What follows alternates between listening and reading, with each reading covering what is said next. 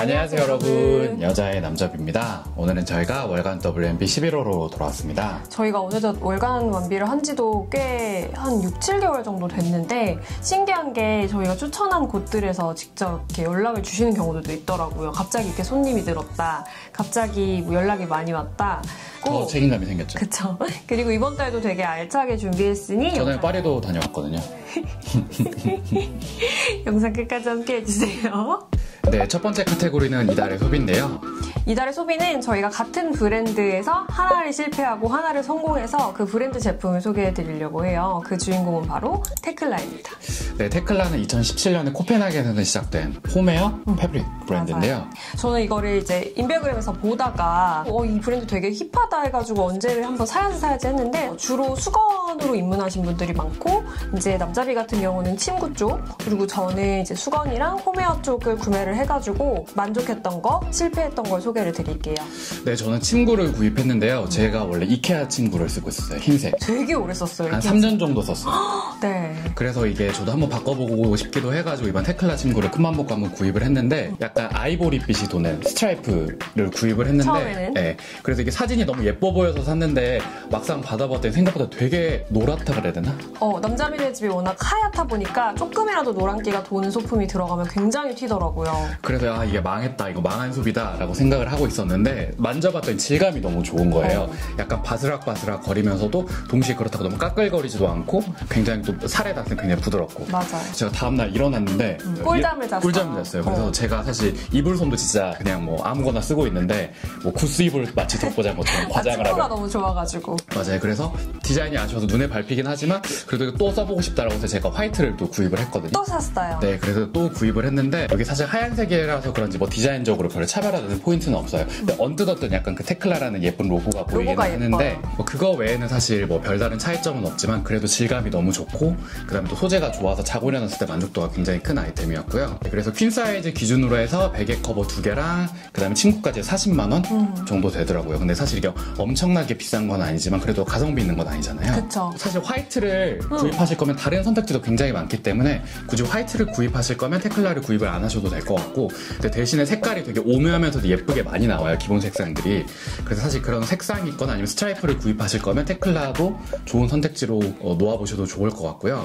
여자애는 어떤 거 같죠? 저는 일단 테클라랑 스투시랑 얼마 전에 협업을 해가지고 이거는 사야 된다고 고민을 했어요. 왜냐면 솔직히 잠옷 한 벌에 27만 원 정도 줬던 것 같아서 살까 말까 하다가 결국 구매를 했습니다. 근데 사실 잠옷을 우리가 핏을 중심으로 사는 건 아시지만 핏이 너무 안 예뻐요. 그래서 기장감이라든지 품 전체적인 것들이 안 예쁘게 내려와가지고 이건 정말 실패했다. 물론 촉감은 좋지만 라고 생각을 했었는데, 그거 말고도 제가 또 하나 샀던 게 샤워 가운이었어요. 저는 겨울에 아무래도 오피스텔 살다 보니까 좀 우풍이 심해서 샤워하고 나오면 꼭 샤워 가운을 입어주는 편이거든요.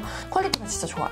일단은 오버사이즈예요. 제가 S사이즈로 구매를 했는데도 기장감 정말 거의 발목까지 내려오고 팔도 충분히 덮어주다 보니까 샤워하고 나와가지고 진짜 포근하게 온몸 전체를 감싸줄 수 있고, 그렇다고 무겁냐라고 한다면 막 어깨를 짓누를 만큼 무겁지는 않아요. 그냥 이렇게 물기 잘 말려주면서 따뜻하게 감싸주는 정도고, 디자인이 딱 검은 색깔에 전체적으로 하얀색 스트라이프가 들어가 있어가지고 너무 깔끔하고 심플하고 예뻐가지고 만족을 했고, 몸에 닿는 것도 침구류와 마찬가지로 100% 유기농 면입니다. 그래서 안심하고 쓸 수 있는 면도 있고 몸에 닿는 그 촉감 자체도 굉장히 부드러워요. 제가 이 샤워 가운을 진짜 오랫동안 찾아 헤맸기 때문에 만족해서 꼭 한번 소개해드리고 싶었고, 물론 가격이 비싸긴 하지만, 그리고 공홈에서 사면은 조금 더 비쌀 수가 있어요. 비이커에서 수입을 해가지고 판매를 하고 있어서 할인 쿠폰이나 청구 할인 같은 거 꼼꼼히 체크하시면 오히려 국내에서 사시는 게 더 저렴하실 수도 있어요. 제가 수건이랑 이제 키친 크로스 같은 것도 구매를 했는데 이거는 좀 더 써보고 후기를 알려드릴 거고, 11월 말에 무려 자크미스랑 또 콜라보를 한다고 해요. 그래서 이거는 어떤 제품이 출시될지 기다리고 있는데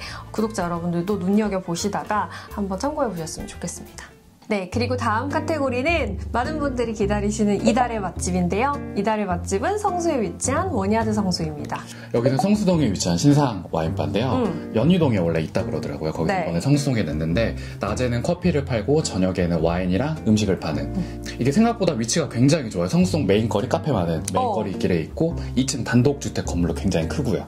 그래서 저희가 제일 마음에 들었던 게 들어가자마자 바로 인테리어. 맞아요. 인테리어가 진짜 딱 그 모던하면서도 일본의 재난 느낌을 같이 합쳐놓은 간살도어도 있고 식물 배치도 그렇고. 그리고 들어가자마자 이제 앉아가지고 메뉴를 보는데 음악이 너무 좋은 거예요. 맞아요. 그 선곡 센스가 미쳤어요. 밤의 성수랑 너무 잘 어울려요. 밤의 성수랑 너무 잘 어울리고 세련된 전자음악들, 흔치 않은 비트들, 일렉 음악들 이런 것들이 믹스가 돼서 나오는데 그 실내에 차가우면서도 단아한 무드랑 너무 잘 어울리는 선곡들이어갖고 계속 남자비는 샤잠을 켰습니다. 샤잠 켜가지고 어떤 음악인지 계속 궁금해할 정도고. 그리고 이제 세 번째로는 음식과 와인인데 일단 저희 여기는 와인을 마시러 간 거였는데 되게 좋았던 포인트가 와인 테이스팅을 시켜주시더라고요. 맞아요. 저희가 음식을 주문하기 전에 먼저 와인 테이스팅을 해서 와인을 고르고 나서 맞는 음식들 추천을 해주시거든요. 저희가 좋아하는 스타일을 말씀드리면 한 3가지 정도를 뽑아주셔가지고 작은 잔에다가 마셔보면서 마음에 드는 거 바트를 하나 골라요. 그리고 자리로 오면 메뉴를 선택해 주시는데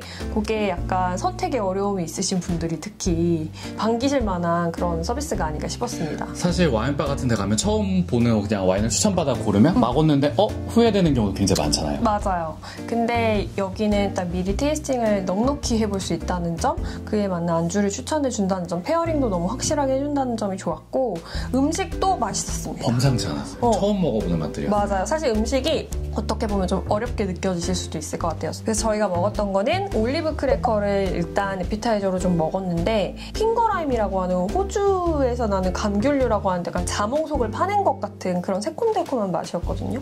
거기다가 고등어 무스가 얹어져 있는데 맛있었어요. 맛있었어요. 그걸로 딱 입맛을 돋우고 나서 저희가 메인으로는 광어 세비체를 먹었는데 그리고 거기에 카라멜 팝콘이 올라가요. 가니쉬로. 그쵸. 그래서 맛이 신기했지만 맛있었어요. 안 어울릴 것 같은데 어울려요. 그리고 저희가 뇨끼를 먹었죠. 마무리로는 저희가 뇨끼를 먹었는데 초리존 뇨끼라고 해서 그거는 동남아 음식이랑 중국 음식이랑 또 뇨끼라는 이런 양식이랑 섞어놓은 느낌이었는데 되게 식사하기 좋았고 매력적이었어요. 맞아요. 공심채도 있었고. 근데 전반적으로 또 안주들이 양이 많은 편은 아니에요. 와인바다 보니까. 그래서 그거는 감안해 주시고 하지만 타 와인바 대비 가격이 그렇게 부담스럽진 않았어요. 맞아요. 저는 생각보다 가격이 그렇게 높지 않아서 되게 놀랬거든요. 계산하면서. 맞아요. 저희 물론 한 바틀에 안주 3개 정도 먹었는데 20만 원 언더가 나갔어요. 그래서 물론 저희가 고른 와인이 생각보다 비싸지 않았기 때문이기도 하지만 가격도 괜찮았다. 그리고 굉장히 서비스도 매끄럽고 프로페셔널한 느낌이 있어서 더 좋았어요. 한 가지 단점은 의자가 너무 무거워. 진짜 무거워. 무슨 돌이에요, 돌. 의자를 직접 맞추신 것 같은데 의자가 너무 무거워가지고. 그래서 사실 의자 무게 빼고 다 괜찮은 곳은 사실 흔치 않아서.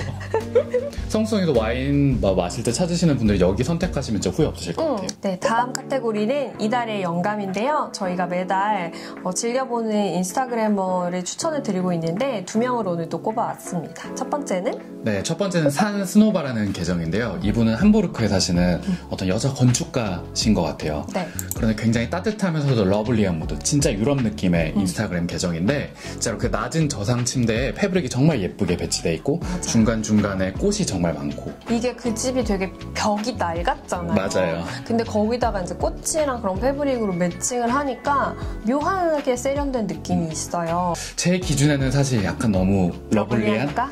하지만 그걸 너무 과하게 풀어내지 않고 로맨틱하게 잘 풀어낸 느낌이 있어서 이런 따뜻하면서도 러블리한 무드 좋아하시는 분들은 한번 보시면 굉장히 만족하실 것 같아요. 저 같은 경우는 이제 아이디가 NIKLOW 이분인데 이분은 뉴욕에 사시는 뉴욕 라이프를 보여주시는 분인데 이제 부부예요. 그래서 아내랑 같이 사시는 모습을 보여주는데 여기는 뭐 디자인 가구들 뭐 LC 소파라던가 뭐 텍타, 놀 이런 디자인 가구가 진짜 많다. 디자인 가구가 진짜 많고 근데 그거를 굉장히 맥시멀리스트답게 배치를 해주셨어요. 굉장히 저처럼 뭔가 소품도 많고 짐도 많은데 센스있게 믹스 매치를 하고 거기다 식물도 잘 곁들여져 있어가지고 뭔가 뉴욕의 진짜 아파트먼트 라이프 스타일을 눈여겨볼 수 있는 느낌이어서 이분도 한번 쭉 보시는 걸 추천합니다. 네, 다음 카테고리는 바로 이달의 공간인데요. 저희가 추천하는 이달의 공간은 바로 성수동에 있는 로비라는 곳입니다. 이곳이 무엇이냐면 방앗간이잖아요. 방앗간. 이곳은 성수 플라츠 2에 위치한 라이프스타일 샵입니다. 뭐 문구라든지 식기라든지 아트북 이런 라이프스타일 관련 소품들이 이제 감각적으로 큐레이션 되어 있고요. 요즘 라이프스타일 샵들 가면 다 비슷비슷하잖아요. 맞아요. 거의 다 뭐 여기 물건 있으면 저기 물건 있고 다 똑같잖아요. 여기도 비슷하긴 한데 좀 국내 브랜드들, 신기한 브랜드들이 있어가지고 그게 좀 차별점이 됐었고 공간이 되게 예뻐요. 맞아요. 이렇게 세련된 선물 가게에 들어간 느낌?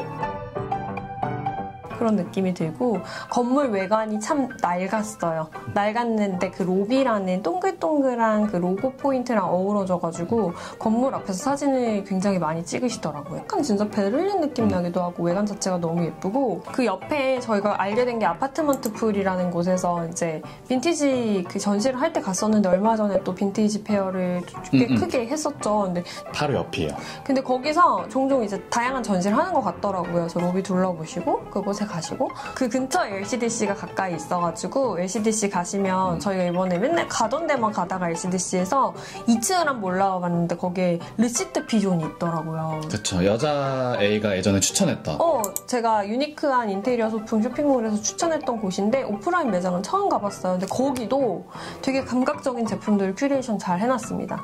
좀 보기 힘든 브랜드들도 많았고 배치도 너무 예쁘게 해놨고 특이한 소품들이 진짜 많았어요. 그래서 저는 거기서 정말 실컷 구경을 하다가 작은 철제함 하나랑 이제 굉장히 귀여운 소품 하나를 사왔는데 같이 소품 좋아하시는 분들은 딱 로비 가셨다가 LCDC 르시트 피존까지 보시고 오시면 좋을 것 같아요. 진짜 약간 코스로 하시면 좋을 것 같아요. 네, 저희가 추천하는 두 번째 이달의 공간은 바로 르꼬르비제의 아파트먼트인데요. 여기는 파리에 있어요. 맞아요. 네, 제가 파리 출장 중에 잠깐 짬을 내서 다녀왔던 곳인데요.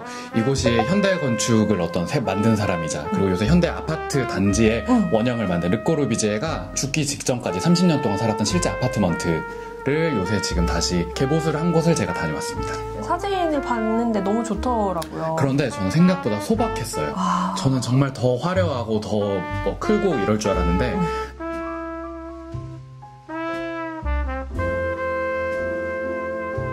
굉장히 효율적이라 그래야 되나?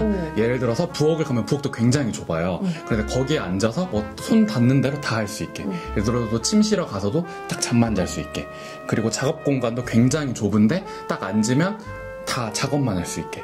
정말 이렇게 해놔서 기능주의적이라고 평가받는 르꼬르비제의 뭔가 철학이 그대로 집에 녹아있는 듯한 그런 느낌이었습니다. 그리고 동선도 굉장히 효율적이고요. 그리고 또 한 가지 포인트가 저희가 좋아하는 그 르꼬르비제의 가구들. LC 시리즈가 굉장히 많이 있고 그래서 실제로 르꼬르비제 썼던 가구들은 그렇고 그리고 이게 남해 사실 집 구경하는 거 재밌잖아요. 맞아요. 그게 진짜 현대 건축의 대가니까 너무 재밌었습니다. 그래서 르꼬르비제 디자인이나 건축 좋아하시는 분들 중에 파리 여행 가시는 분들은 한번 들러보시는 걸 추천을 드리고요. 근데 대신에 이게 교통이 좀 편하진 않아요. 보통 주요 관광지에서 30분 정도 지하철로 떨어져 있는 거리인데 가볼만 한가요? 그러면 가볼만 합니다. 근데 대신에 여기가 그의 초기 대표적인 빌라 라오슈랑 같이 묶어서 15유로에 티켓을 팔아요. 그래서 그렇게 멀진 않거든요. 그래서 아파트먼트 가셨다가 빌라 라오슈 가시는 걸 추천을 드리고 진짜로 제일 유명한 빌라 사보아는 12월까지 지금 휴장이라 그러더라고요. 그래서 그쪽은 못 가시니까 대신에 르꼬르비제 아파트먼트랑 빌라 라오슈 이렇게 묶어서 가시는 걸 추천을 드리고 네. 지금 르꼬르비제 재단에서 운영을 하는 것 같고 직원들도 굉장히 친절하고 그다음에 사람도 정말 없어요. 그래서 주말에 갔는데도 정말 여유롭게 둘러볼 수 있으니까 관심 있으신 분들은 여유롭게 가서 한번 가보시는 걸 추천을 드립니다. 네, 그래서 11월 월간 WMB는 여기까지입니다. 날씨가 굉장히 추워졌는데 그래도 올 11월, 12월도 저희가 열심히 돌아다녀서 좋은 장소들, 좋은 영감들 많이 발굴해서 12월호로 돌아오도록 할게요. 여러분 감기 조심하시고 안녕.